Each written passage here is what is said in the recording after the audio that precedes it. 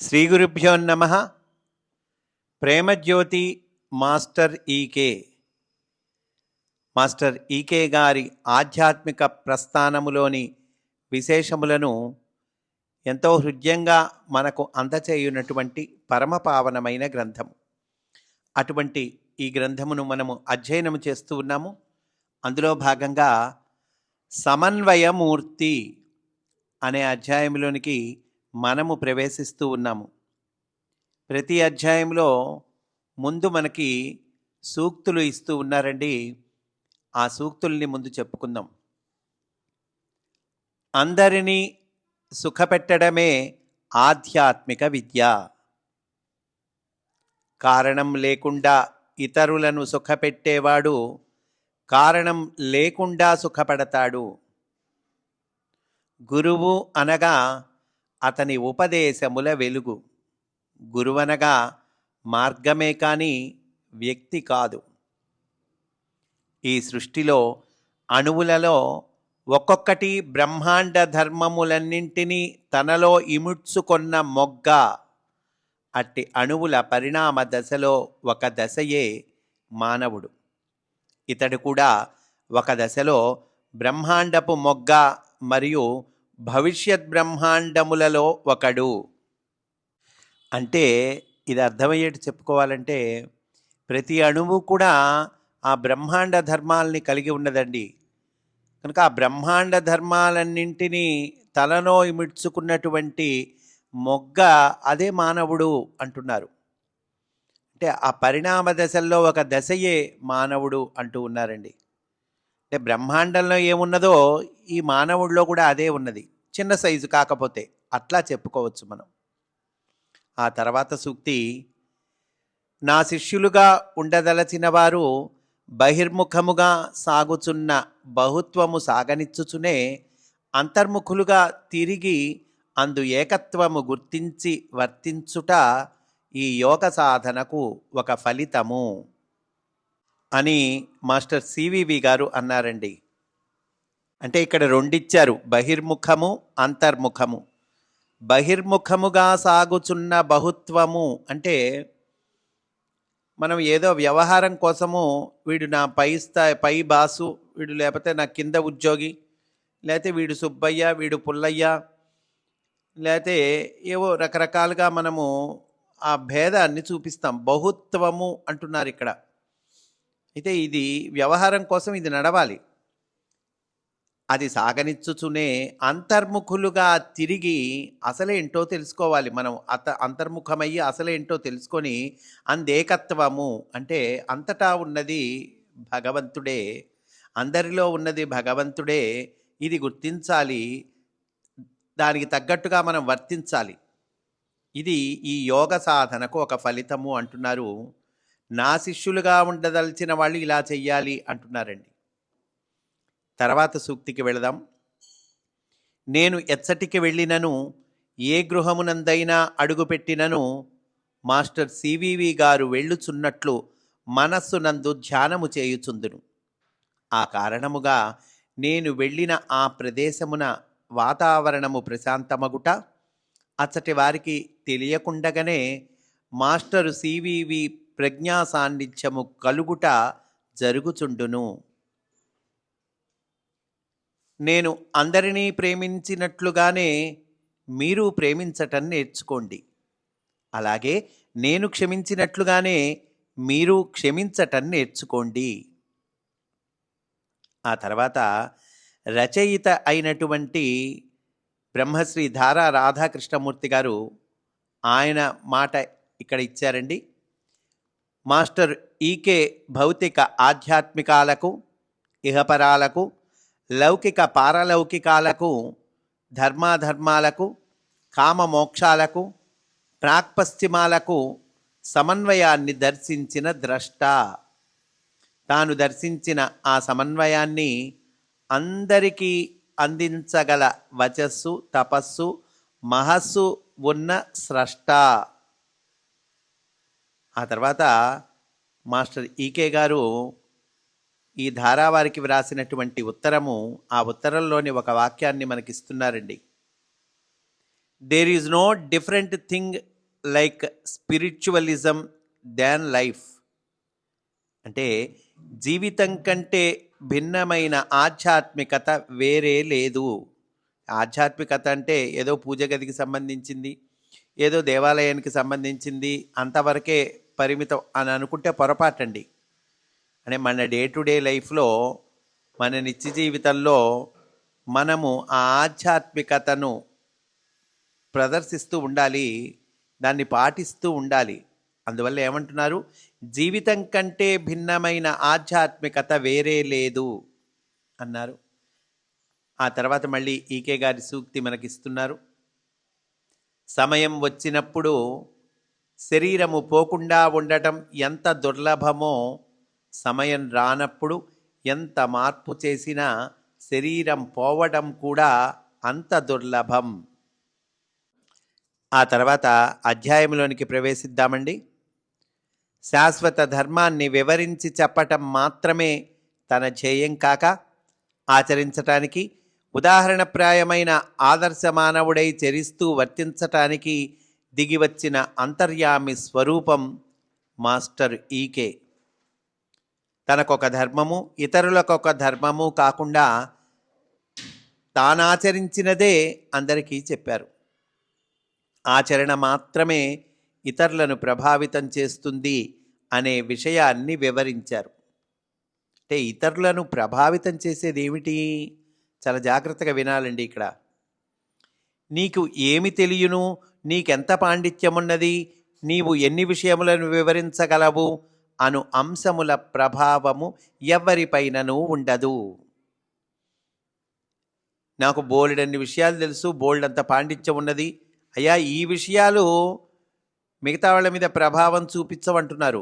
మరి మిగతా వాళ్ళ మీద ప్రభావం చూపించే విషయాలు ఏమిటండి? నీవు ఏమి చేసితివి అనుదాని ప్రభావము మాత్రమే ఉండును. నీ దేహబలముతో, అందముతో, ఇంటితో, ఆస్తిపాస్తులతో ఎవ్వరికి నీ ఎట్లు సంబంధము లేదో అట్లే నీ సామర్థ్యముతోనూ, పాండిత్యముతోనూ, ప్రజ్ఞతో కూడా ఎట్టి సంబంధము లేదు. దానితో నీ ఆలుబిడ్డలు ప్రభావితులు కారు. ఇక సమాజ విషయము చెప్పనేలా?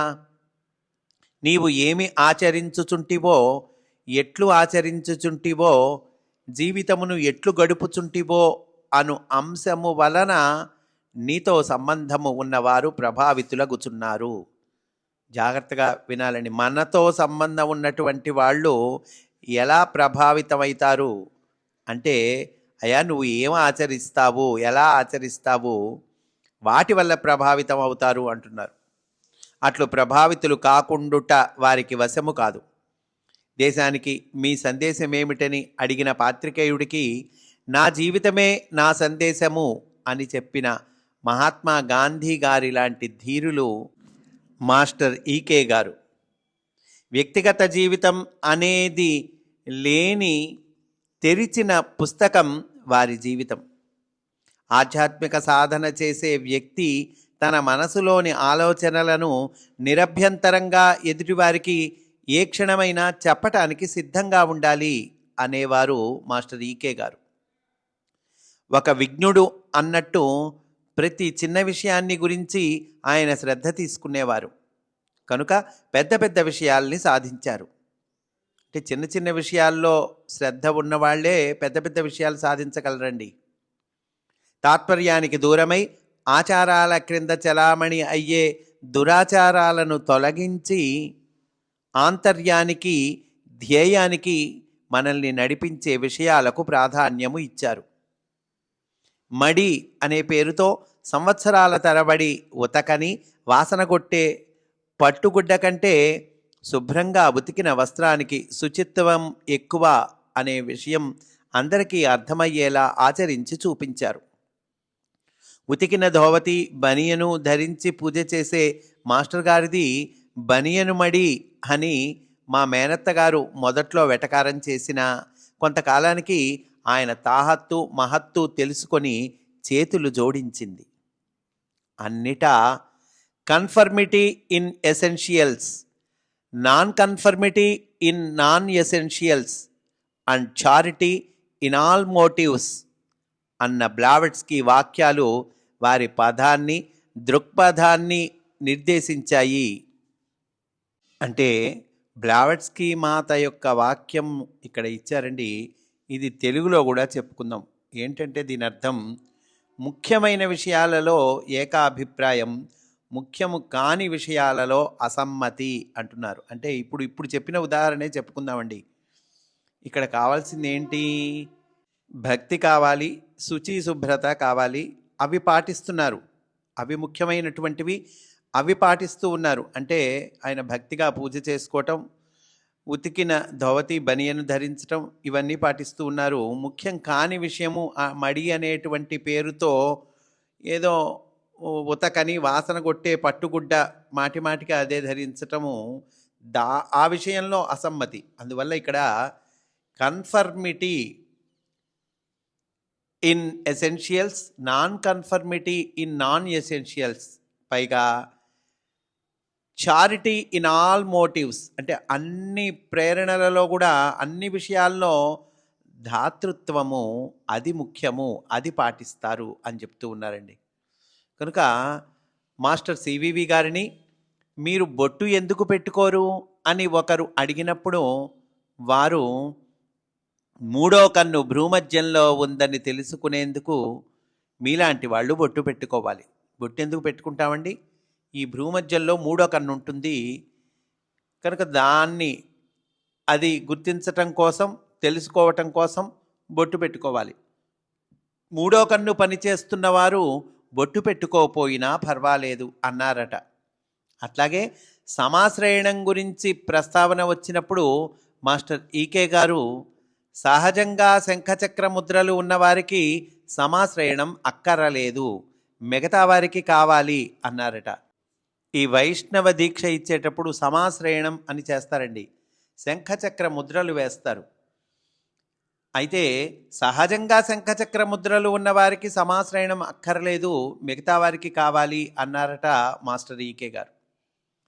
ఇంట గెలచి రచ్చ గెలవాలి అన్నది ఆధ్యాత్మిక సాధకులకు చక్కగా వర్తించే సూత్రం. ఇహాన్ని చక్కదిద్దుకుంటూ పరానికి సిద్ధం కావాలి, లేకపోతే సాధన నేల విడిచి సాము అవుతుంది. ఎక్కడ నుండి సాధన ప్రారంభించాలో తెలిసిన వారు మహర్షులు. అందువలననే పతంజలి మహర్షి యమ, నియమ, ఆసన, ప్రాణాయామాల్ని ప్రాథమికాంశాలుగా నిర్దేశించారు. ఇలాంటి పదజాలం ఉపయోగించకుండానే మాస్టర్ సివివి తన యోగాన్ని అభ్యసించేవారు ఈ క్రింది 3 అంశాలను తప్పకుండా పాటించాలి అన్నారు. అంటే మాస్టర్ సివివి గారి యోగాన్ని అభ్యసించే వాళ్ళు ఈ 3 అంశాలని పాటించాలటండి. ఏంటి ఆ 3 అంశాలు? 1, వ్యక్తిగత శీల సంపద, నైతిక ప్రవర్తనము కలిగి ఉండుట.